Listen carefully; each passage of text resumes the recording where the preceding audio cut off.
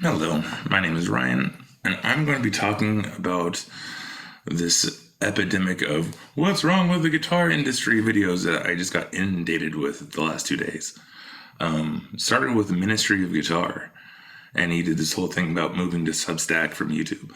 And I was like, all right, I appreciate that guy. I actually really enjoy him, like out of all of these people. So it's like I want to make sure it's like I enjoy you, dude, but I want to be kind of insulting. Straight up, like the thing that he was commenting on is like going from YouTube to Substack because YouTube is not promoting it to his videos to subscribers. And it's like, as a YouTube consumer and guitar content consumer, I can tell you, YouTube doesn't promote anybody. Like, none of my subscriptions really pop up in there unless I'm sitting there and liking every video for like 2 weeks straight just to see how long it takes to get on my feed. Like, when it comes to guitar content, especially, that stuff never comes up. I have to remember this person I want to go check out. And the only person that really comes to mind is Trogley. Trogley is doing it right. And the reason why Trogley is doing it right is because he's the only guitar content creator out there offering proper guitar porn. Straight up. Like, I hate to be crude on it, but it is. Like, he gets all these beautiful used instruments, does a proper review and demo, and pushes them back out. It's lovely. Because the downside of reviews and demos is, as a guitarist, and I'm sure all of us have come to this understanding, you know, like I've had dozens of guitars over the years. I've played who knows how many. They're all different. Like, that's the whole reason why we end up with dozens of guitars. Like, I can watch a review and demo on a guitar and somebody's like, oh my gosh, this is amazing. And they flat out show me with measurements and everything how amazing this guitar is and all the things. And then I order one, it sounds like shit. It plays like shit. It's nothing. And you're like, oh my gosh, I'm left with a turd. And it's funny, like one of the comments on there was, on his video was, PRS makes beautiful guitars, but they're boring. And it's like, yeah. And I think PRS is one of the only manufacturers out there that I can say, like, every guitar I've picked up is amazing. But they are. There's, like, no real stories behind it. You know, there's no excitement. There's no passion. I mean, there's a passion for the instrument itself, but there's no, like, players out there, you know, when you, like, you see a Stratocaster. Like, I'm instantly thinking of Steve Ray Vaughan just getting in the pocket and straight up sex sweats while on stage with number one. I think of Hendrix and straight up violating his guitar against his amplifier before lighting it on fire at Monterey Pop. Like there's this like passion, and it's like, for me, it comes back to like Crossroads, because hey kitty, in that movie, when Ralph Macchio's character is like, his heart's broken for the first time, and he's sitting there saying, it's like, look, that's why this exists. It's the substitute, because it's not going to break your heart, and it's going to always be there. And it's very much a substitute for like the love and passion that you have for a woman. Like, that's just what it is. And for some reason, like all these reviews and demos and stuff, it's like the corporatization of it has really whitewashed it. What's the word I'm looking for? Watered it down. It's like similar to seeing like all these women aspiring to look like Kim Kardashian. It's like, don't get me wrong, she's attractive, but like, that's her look. Why are you all trying to look like her? Don't work that way. You own who you are, what you are, etc., and then move forward from there. And then, like, once you're comfortable with who you are, that's where, like, everybody goes, ooh, hey now.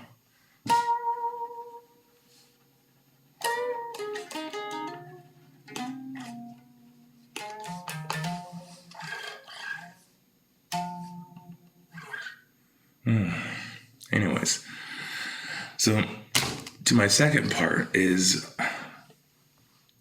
Fender, Gibson, you're just dropping the ball. Like, we want to see in-depth stuff of people's guitars. And, like, you guys have access to all these guitars, and you barely do anything with them.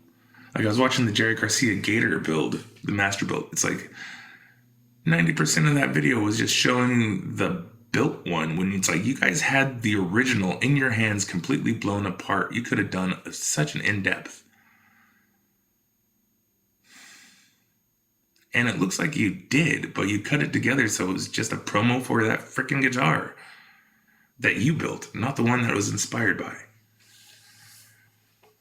Like, there's so few in-depth. Like, I want to see all that wear and tear patterns. I want to hear stories from people who were around it. So it was cool that you guys had the roadie. That was awesome, hearing the baseball bat stories, because, like, this being like a 10, 11 pounder Strat, I kind of want to go hit a baseball with it.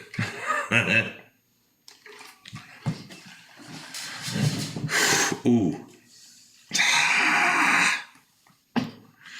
Downside of being old, I got lower back issues. Pardon me, which is also why I sit down playing this most of the time. Or at least for now, until it gets strengthened up and addressed. Back to what I was talking about. Proper guitar porn. So, like, this is the last bit. Because, like, I don't know. Ooh, let me draw it back to Ministry of Guitar. And so, I remember I stopped it and I talked to myself, and then I restarted it, and then he went in saying how my love of this, or my want for this channel, was for my love of guitar, or not guitar, but my love of car magazines as a kid. And, like, well, that's your problem. Like, you should be doing something more like the Rob Report, you know, going in depth of, like, the guitar collections and watches and cars and all that jazz for that whole Pebble Beach crowd. But, like, it was weird that you didn't say, you know, having the Guitar World centerfold and then wishing there was a more in-depth review. You know, like, that's the part where I was like, oh, I was kind of, anyway, that's just my own thing. But this book, 108 Rockstar Guitars by Lisa S. Johnson, forward by Les Paul, put out by Hal Leonard, it's like one of the last ones that I've come across, which is proper. Because she treated them like the pinups they are. Like, the guitars are the models. Like, one of those things that I remember, like, or if I look back and think of, like, why did I get so drawn in to guitar? And it's like, yeah, the music catches you. And then you see the musician playing. It's like, there's something compelling, but, like, Stevie Ray Vaughan, if he didn't have number one, it wouldn't hit as hard, you know? And there's something about that combo. And it's like, I want to see everything about it. I want to see every little, like, splinter of that guitar. I want to see every little spot where you get that headstock was pieced back together, you know? I digress. This book, the only thing that's really lacking is that centerfold part. But this is, like, all the accompanying photos. So it's like, you know, the guitar on the couch, like, sprawled across the top of the piano, and stuff like that. You know, the subtle hiking of the dress. Like this one, Jimmy Page's double neck. It's just such, like, this is, like, the lighting is good. The angle is good. It's just like, ooh, I want to see more. I want to see more. And then it's like, oh, back to some more tees. The headstocks. Oof. Might need a moment. Oh, and then the full-on 2-page, cover's falling off. 2-page spread. It's like, dude, all the little detail shots. Like, oh, if this was in video format, I'd be, like, clicking on this shit every day. And this is the thing, this is 108. And a lot of these guitars, like, let's see. Like, there's a few of them in here. Like, I've never seen close-ups of this one. So like Reeves Gabriel's, here we go. It's a Jaguar body with a 67 neck, and it's just like, I want to see more on this. He's an interesting cat, so it's like, and that's a cool guitar. And anything with cigarette burns and proper wear, I want to see more. I want to see more. And it's like, has Bruce Springsteen's Telecaster looked better? Like, I haven't seen a better picture of it. Like, whenever I see pictures of it, it's not as compelling. But seeing it here, it's like, holy crap. I won't touch it. I won't touch it.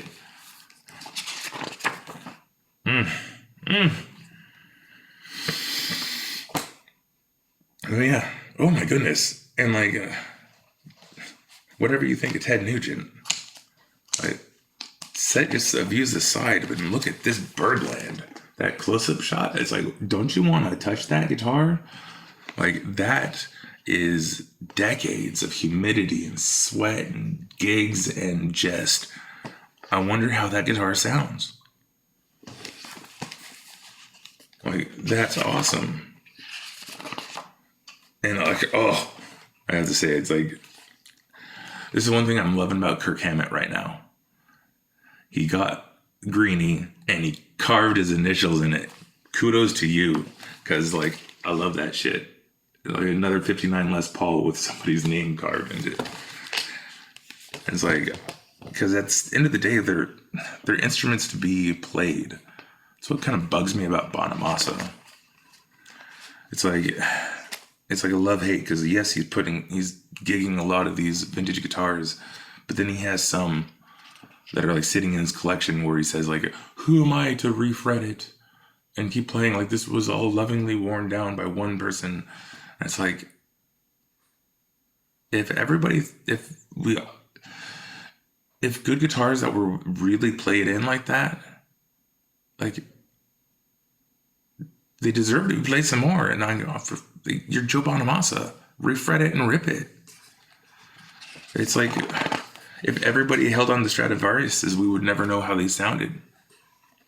And wouldn't create the thing. Keep it going. Put it back in the hands of people who appreciate it. That's what I like about some, like, that guy, that football team owner. Like, he's one of the few collectors who's just like, I'm loving that. And like that museum, was it the Songbirds one? Oh, I'm so sad I didn't get to see those. Let's see. Oh my goodness. I don't even know how to pronounce this dude's name. Odile Burbridge.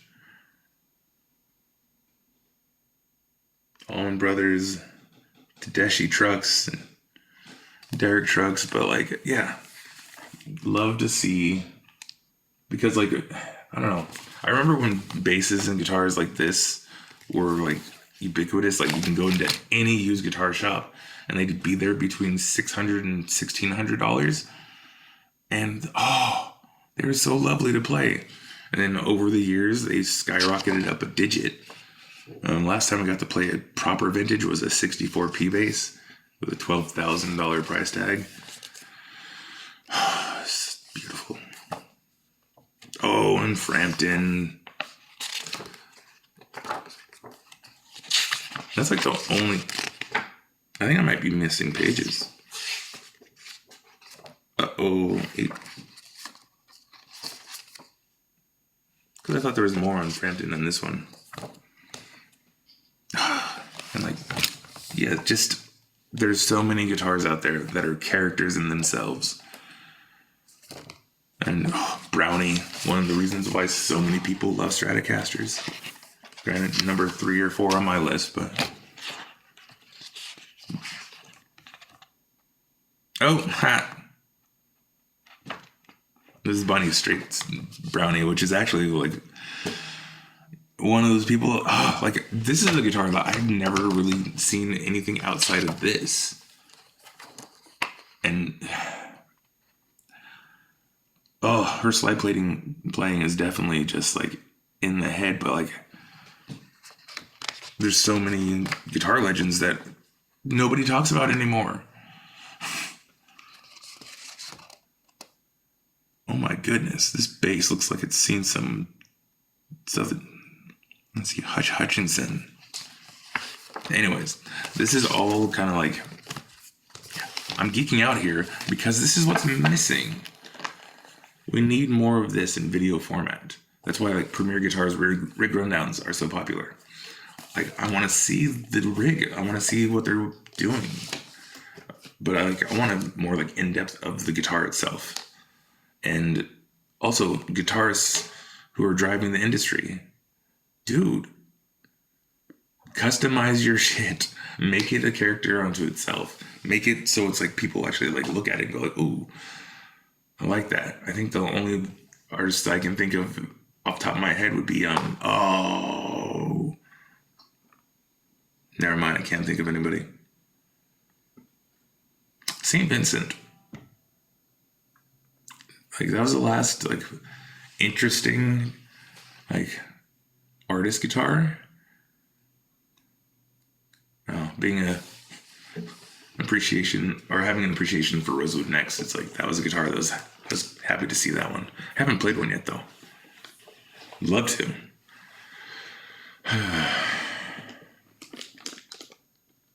My cat's starting to get into stuff. So I should probably cut this off. So yeah, guitar industry. Bring back proper documentation that allows us to lust over these instruments again. Because right now, it's kind of pathetic that we have to tune into people looking at reverb. Menace, nobody wants to see your butt.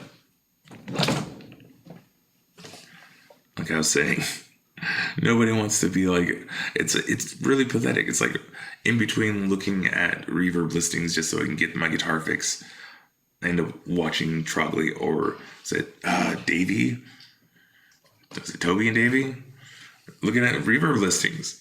It's like clearly we're all just so desperate for more content like Lisa S. Johnson's 108 guitars. And Menace is choosing to be the star right now. You want my attention? No? No, don't eat the wires. What you can't see is I've been working on some effects pedals. So I have this entire tray of resistors and cloth-covered wires. And we discovered yesterday that Menace really enjoys eating hide glue.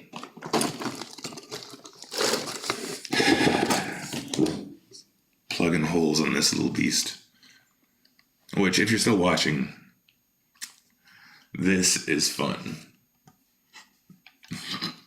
This is a $10 first act guitar I found at a flea market with a $20 neck that was in the bargain bin at my local guitar shop. And it has a 1980s Seymour Duncan Pearly Gates wound by MJ in the bridge. The intonation was off, so it's currently getting plugged, and I'm going to set it up for my kid. Should be fun.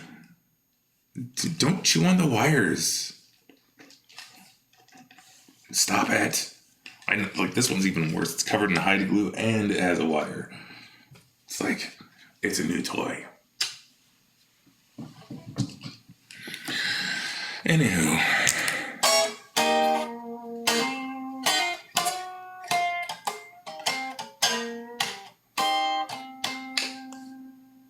I'm gonna go plug this thing in and do something else. Have a great day.